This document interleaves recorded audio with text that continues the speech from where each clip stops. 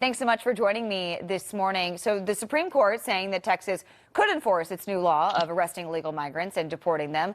But that was short-lived. As we know, I think it only lasted a few hours and then it was blocked again. And now there's no way of knowing when we will see a ruling. What is next? What do you see happening here? Well, it's a crazy thing. I think you would think that the Supreme Court could override their ruling, could override the Fifth Circuit. But let's hope that this will work its way out, and Texas will be able to begin arresting and even putting them back across the border. Because I believe that I've read the Constitution. I think it's very clear the federal government's job and mandate is to protect states from invasion, and they're not doing their job. Then the states have to have the right to self-defense in Article 1, Section 10. So let's hope that we'll be able to bring this to fruition and start protecting the state of Texas and the people from this from this absolute invasion coming in, Charlotte. Yeah, and a state has a right to protect itself, and that's exactly what Texas is trying to do. Other Republican states doing similar things. Iowa just passed a bill that makes it a crime to enter the state after being deported or denied entry to the U.S. West Virginia, Mississippi, Oklahoma, Missouri, they're all trying to follow suit. What does this say about what states are starting to do and the trend that is starting to be picked up? I'll tell you what it is. It's just crime, massive crime waves being committed, crimes committed by illegal immigrants. Of course, we have our own homegrown criminals because of the Democrat defunding of police departments. It's been going on for 3 years now or longer. But I think states they're waking up saying, hey, we can't sustain this. We're having to pay for the education of these people. We gotta hospitalize them. We got to treat them medically. We have to incarcerate them a lot. They're trying to protect themselves. And just yesterday we had a meeting with former DHS commissioners and Border Patrol people, Tom Homan and Mark Morgan, telling us that we've had 1.9 million gotaways. What that means is, you hear that term, you may not know, but these are the people that don't want to, these are the ones that are not giving themselves up.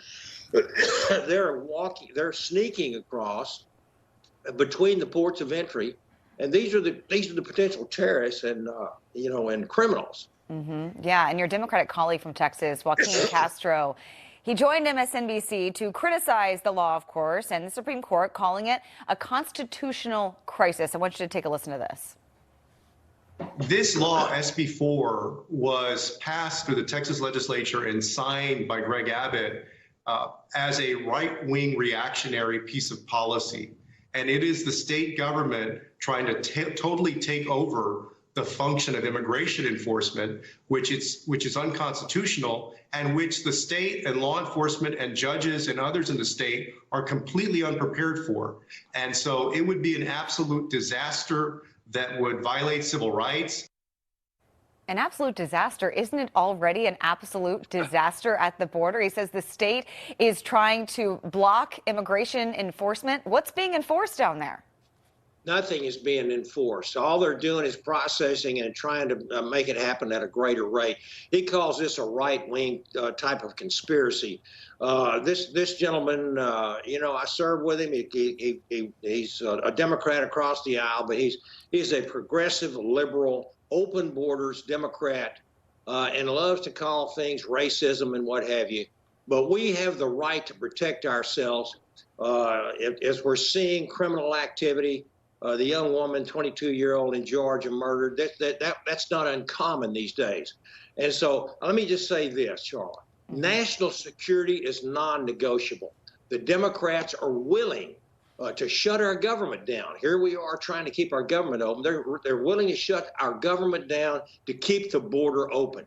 This that's going on in our border today under the Biden administration and Mr. Castro and the rest of these Democrats is the biggest breach of national security since 9/11. We've got to do. The state of Texas alone has caught 132,000 criminals coming across the border. we are set up perfectly to be hit again by terrorist activity. We've got millions of people coming across this border, streaming in from 170 plus countries. We have no idea who these people are. They're sitting around waiting in cells. Chinese nationals are coming in.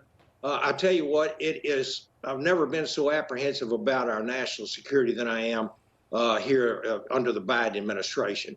And so for him to say that, it's simply almost insanity that they would be willing to trade our national security for votes, basically, for politics.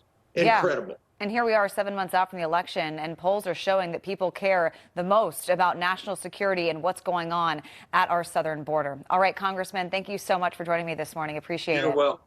Have a great day.